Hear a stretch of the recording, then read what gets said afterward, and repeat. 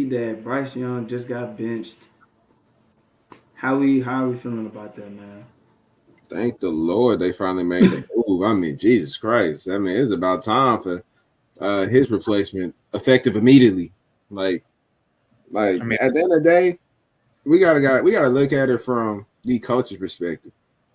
My job is on the line. My livelihood's on the line. The way I feed my family. he don't have like who does he have around him? His starting receiver is 35 years old. Like what are we? What that mean? What are Thielen you? getting open. Time out, Adam, time out, time out, time Adam out. Thielen Okay. is Yeah, Adam Thielen was getting open. He had some open. I, Adam I Wait, Thielen, but that's Adam not Thielen is still nice, bro.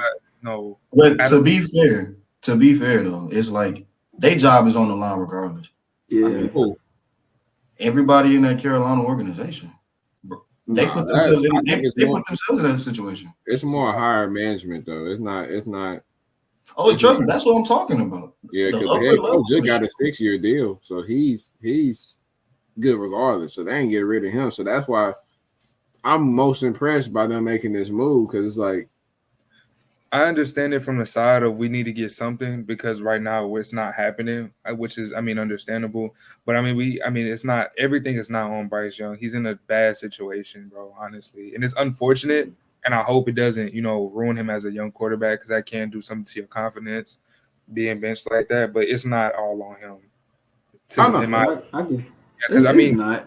It's who does he not. have around him? Honestly, on that Carolina organization, that's really like somebody we could say, okay, he got him, he got him, he got him. I don't see it. I mean, Deontay Johnson, he was something before. Deontay Johnson is nice. Adam Thielen is pretty solid. He's probably not what he was when he was with It's not he not Minnesota. Minnesota. It's not Minnesota though. We gotta Yeah, it's not. They just picked up Xavier Leggett. I'm not too sure if he got like. Domingo, like They got some guys, man. They got some guys. I just think it's more like the quarterback. Like I think Bryce Young, like here's the stat. Carolina Bryce Young faced pressure on only four of his 29 dropbacks, the lowest rate amongst all starting quarterbacks. So that means he had the most time in the pocket on a drop back without being pressured. And what did he muster up for you, Omari? Because you were watching that game, so I know you know the stats really well. I don't even think that young man made it past 100 yards. He did. He was 83. Bro, he had real quick. Hold on, let me pull up the stats. 18 for 26, 84 yards in the INT. Yes, bro. My goodness, brother. I ain't gonna lie, we had his ass in the box. I'm not gonna lie. We was Pass me the Febreze. Nigga, that shit stinks. the second, right? He's in the second year, right? Yeah, he in his second year. So this is year 2. I mean, why? I mean, are we not taking that into account? Like it's year 2, bro.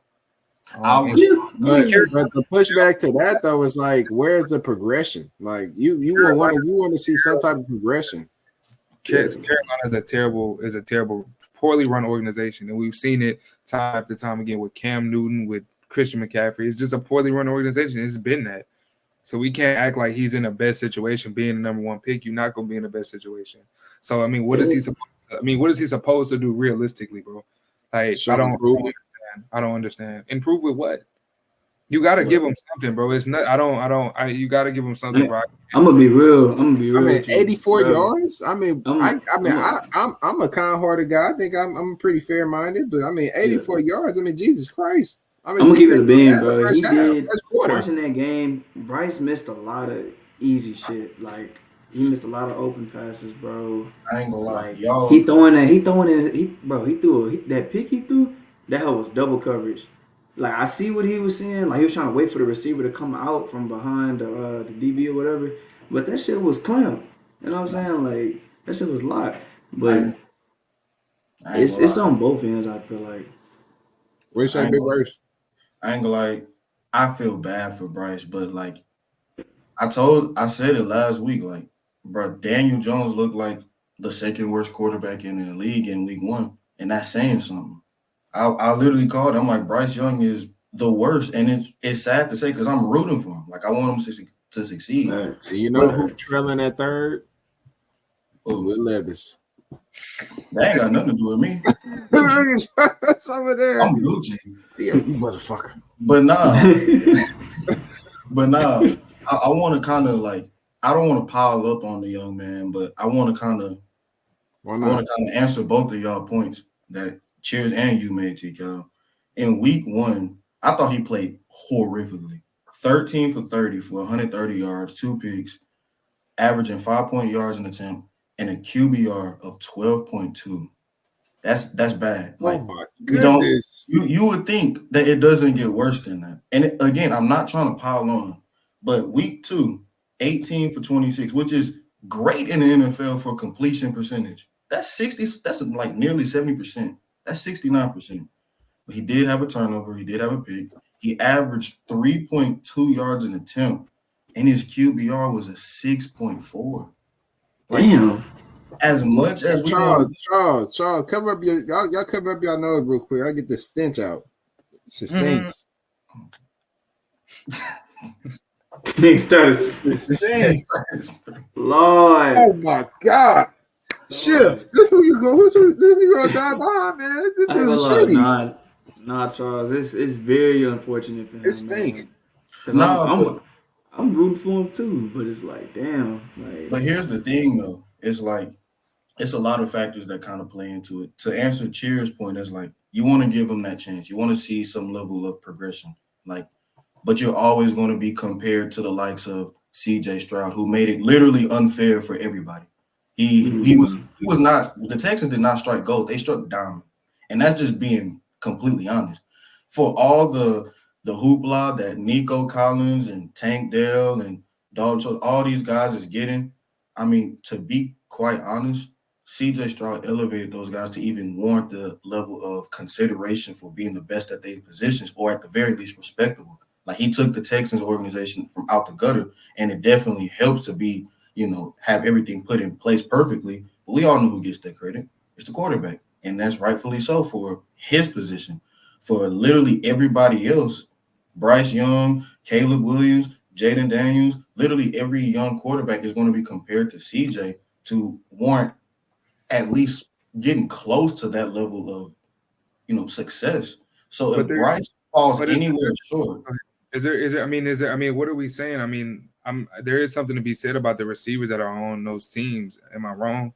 No. I gotta have somebody. No, you're not wrong. Wait, hold up. Let me get in this. Hold up. This is crazy. Not gonna cut it, bro. I'm sorry. Y'all niggas keep trying to say Adam Thielen all right. No, that nigga is done for. Like, nigga, that nigga might as well retire. That nigga is this nigga. No, bro, stop that shit. No. Look. I'm not sitting up like Adam Thielen is the same, bro. Y'all gotta stop that shit, bro. I'm sorry. Look, I'm not sitting up here and discrediting you. I'm not sitting up here saying you're completely wrong. The weaponry compared to the quarterbacks of the rest of the league is awful. Like, I'm not gonna sit up here. Hey, he got more weapons than Justin Herbert. Huh? So it's like he has way more. Those are well-known receivers that he got over there. Omari, you do realize J.K. Dobbins is like one of the league leaders in rushing yards, right? I'm talking about receiver core. J.K. good. He's talking about the skill position. Ain't nobody who's making an argument that Carolina, that Los Angeles Chargers got a better skill position than Carolina. I never said. No, not you. I'm talking about Charles. I mean, it definitely helps to have a running game for sure for any quarterback at any level. But that's not their system, though. He coming from that's the Tampa Bay offensive coordinator. That wasn't their type of system.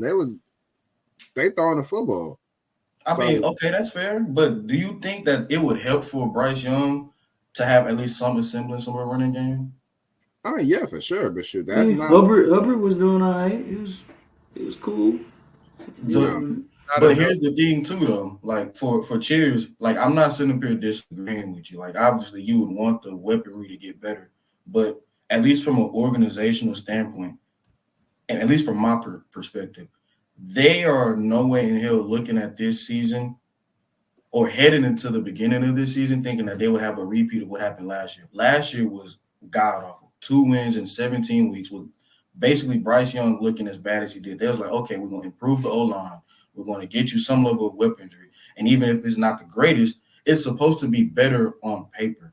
There are countless clips of him missing open passes. There are countless clips of him not being able to climb the pocket and instead basically getting happy feet and trying to bounce around, trying to make a play, only for him to literally get his teeth kicked in by getting sacked by the likes of people like the Saints, by the likes of people like Omari's Chargers.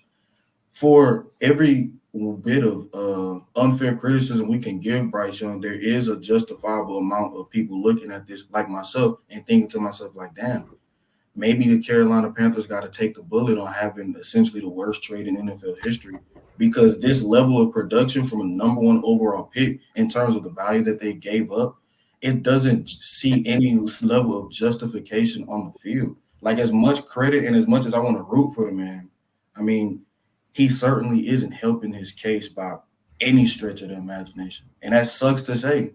But they're not, the organization is not going to care about those receivers. They're not going to care about the level of talent you got on the O-line. They're not going to care about the defense that comes to war with you and how low of a level that they play. They're not going to care about the running game. They're going to only care about what you produce. And you giving me shit to work with and telling me make it taste good, bro. I can't do that shit. That's almost. What does CJ do? What does CJ do? That's what I'm getting to T-Cal's point. To address T-Cal, like, you had the whole argument of it being fair to kind of judge the likes of, say, let's throw, for example, Caleb Williams, right? We see how, and we're going to get into it, but just from a simple analysis standpoint, on paper, he's supposed to have a better season than CJ did his rookie year because of all the weaponry he got around him, right? Well, unfortunately, shit like that doesn't work all the time. The anomaly that was CJ Stroud is, like I said earlier, he elevated those guys to the point where now people are starting to put respect on Nico Collins' name. We ain't look at Nico Collins this way from the likes of Davis Mills throwing him the ball, from the likes of Case Keenum throwing him the ball. We ain't look at Tank Dell as like nothing more than just a number of receivers that happens to get a opportunity to shine in the NFL. Now we're looking at him as like a viable option that we like to, even to your extent, get more involved in the offense than Stephon Diggs, who's an all-pro. Like, you don't get those levels of expectations unless you have a realistic and justifiable level of production that you got from your quarterback. And that quarterback that gave that production was CJ Stroud. If Caleb doesn't amount to that, then they are going to unfairly compare him to the likes of CJ Stroud, and not just Caleb Williams, but literally every quarterback. Jaden Daniels, whenever Drake May gets the opportunity, Bo Nix, all these guys. And then who's going to get criticized the most is going to be Bryce Young, because Bryce was taken ahead of this man. So if you don't have any level of way to kind of validate why you are the number one overall pick in the draft, then you're going to unfairly be criticized. And it sucks, but that's the way that these teams operate. It seems heartless. Politics. I mean, that's just the way the NFL organizations are properly run. At the end of the day, you either put a result or you get out the shitter. And I mean, him, obviously his situation last year was drastically awful. Like, it was worse. Like, it was horrendously worse. They can't say in their heart of hearts they didn't go out there and do everything in their power to at least give him a chance to improve. That's all they ask. They're not asking you to take them to the playoffs. They know they're not a good team. They know they're an up and building team, but they say that we can put something around you. That don't mean the world, because when CJ Stroud came into that organization, who were their receivers? Nico Collins. And what was he known for prior for CJ even getting there? A very injury-prone receiver, unproven. He's pretty much going to be close on the trade market because of, like, he couldn't be available when he was on the field. He didn't look too productive. He's serviceable. Is he serviceable? Is he not serviceable? He's serviceable for sure now, and we look at him that way, but we didn't see him that way before. I'm saying, but if CJ Stroud could get somebody like that, I think he would be a little. I mean, he would show better. You mean Bryce Young? Bryce Young. I'm sorry, Bryce Young he would look better if he had a serviceable receiver. I'm not saying you go get Brandon Ayuk or fucking Devontae Adams, but damn, like, can we get at least like just somebody like that's not, you know what I'm saying, like not major, but like somebody that's gonna come in and get the job done and do what they're supposed to do. That's all I'm asking for. But I like Deontay Johnson though. Like, Deontay Johnson was a good receiver in Pittsburgh. He just didn't. I mean, he came from a horrendous quarterback situation where they could never get it right. But he was always considered as one of those. He's an elite route runner, sure-handed guy. I wouldn't say an all-pro guy. He's not in the likes of that, but he's a above-average receiver for sure. And he's getting paid as such. So I wouldn't say he necessarily doesn't have the help. I'd say Oh, Bryce Young, I think he's overthinking the game too much, and him overthinking it is leading to these interceptions or leading to these excessive sacks when he has time.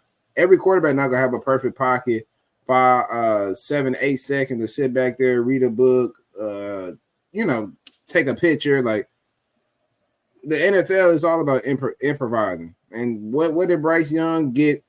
His main thing that was over CJ Stroud is his out of play structure. Him being able to get out of the pocket, him being able to extend those plays, being the magician that he is at 5'9". Like that's his main thing.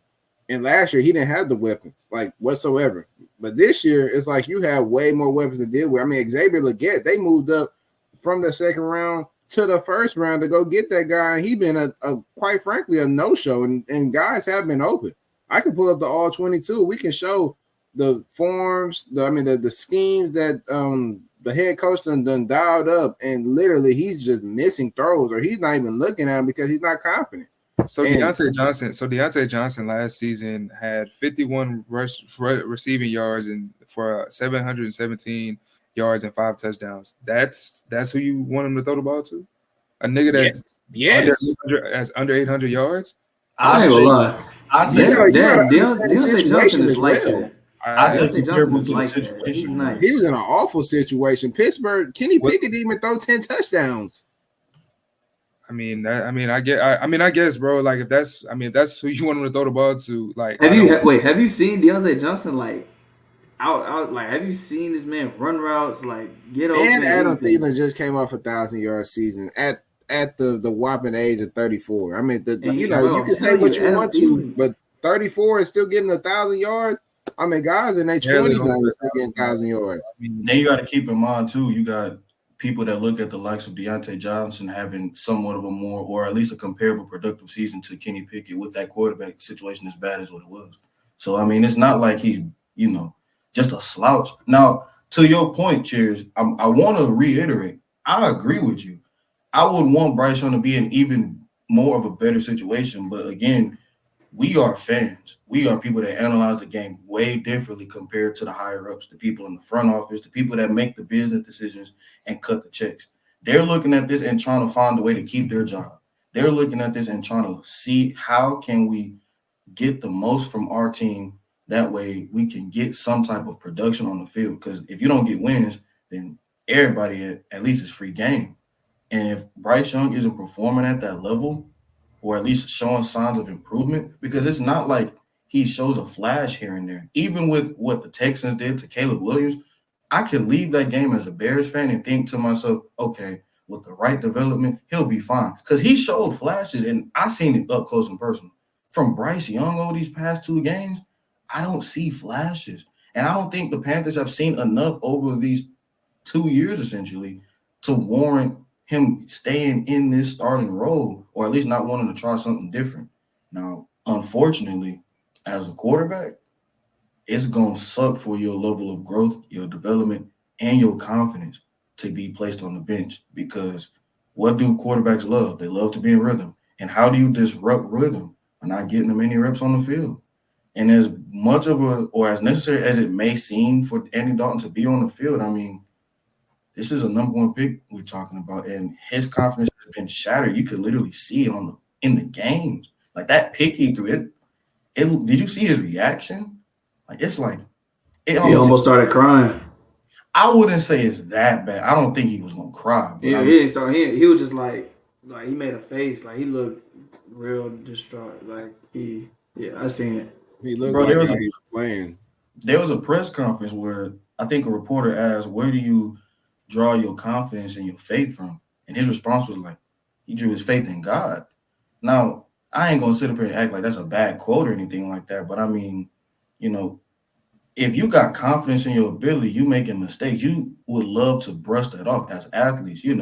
T-Cal, Cheers, Mark, you miss a shot, you back on the next play.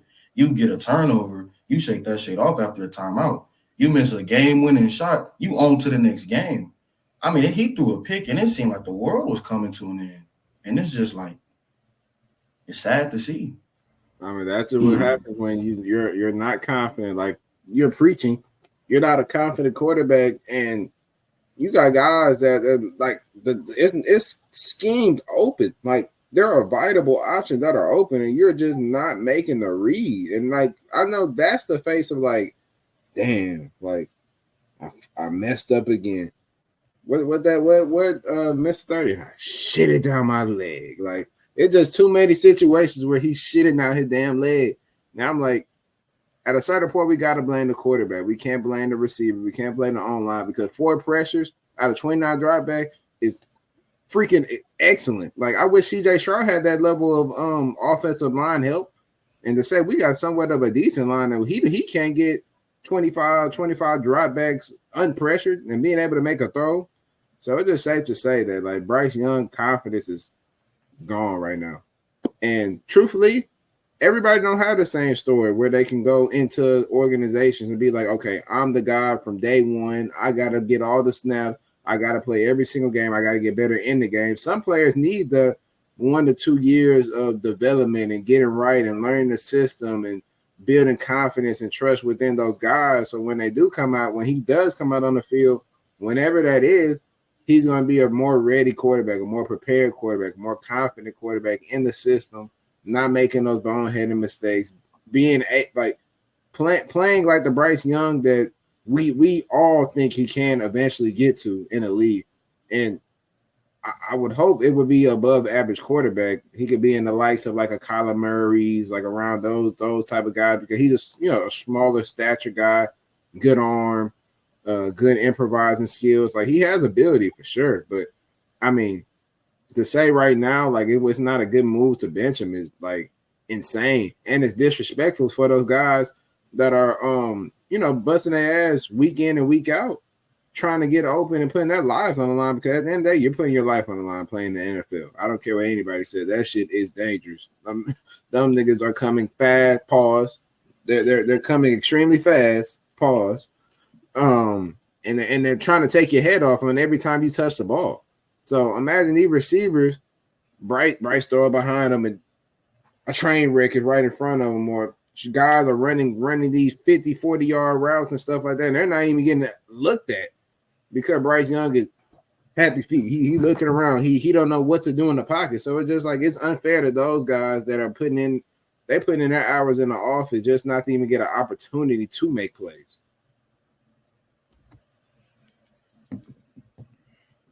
I can't do nothing but agree with you on that, bro.